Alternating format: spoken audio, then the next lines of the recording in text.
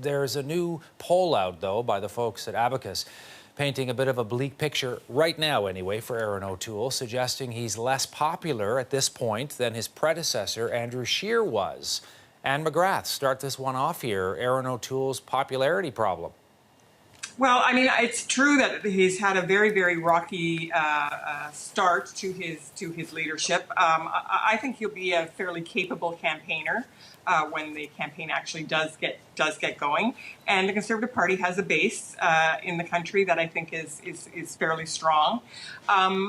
There are problems. I mean, I think that the things that the Conservatives and Erin O'Toole in particular have been focused on are not the things that Canadians are really focused on right now. I think that they focus a lot on things that will rile up their base, but don't go very far beyond that. And I think that that's proving to be a big disadvantage for him as he goes forward. And I think that the more you see polls like this and the more that becomes apparent, the more likely it is that they will appeal in a very narrow way to the base completely, because it's hard to move beyond that when you can't even keep the base engaged. So yeah, I think that there are problems for sure. I don't know if they will be fatal, and I don't know if they will be long lasting, but they're certainly there at the moment. Dan Moulton, your take.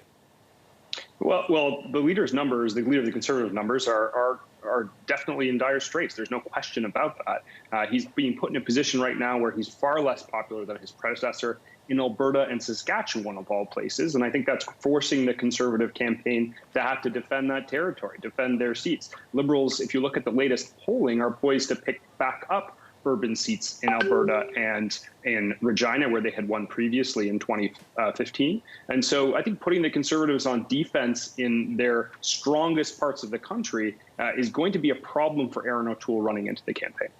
Jamie Ellerton.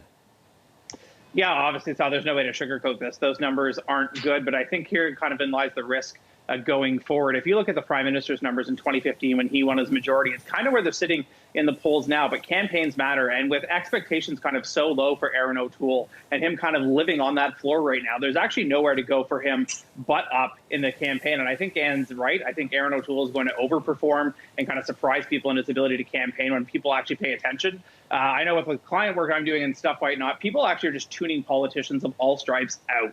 People don't want to hear about it. They're not tuning into the daily news conferences, and they just kind of want to experience a bit of normal this summer. And so it's in that kind of environment that Erin O'Toole is struggling to kind of introduce himself to Canadians and really take notice. But I do think if we do get into an official election period and the election is called, Canadians will demonstrate, take their civic duty and make an informed decision to cast that ballot. And that'll frankly be Erin O'Toole's shot to make up the difference. But if you look at the electoral calculus and how this plays out to support across the country, lower Conservative numbers also give the Prime Minister problems on his left flank. He's done a really good job of keeping a center-left progressive coalition together from 2015 and reducing to a minority in 2019. If the Conservatives are where they are now in the polls when it comes time for an election day, that gives people more permission to vote NDP. And that has some weird effects on seat numbers here in Toronto, the rest of the GTA, Southwestern Ontario, and in BC. So the Prime Minister is by no means sleepwalking into majority the way you hear some of the people talk about this.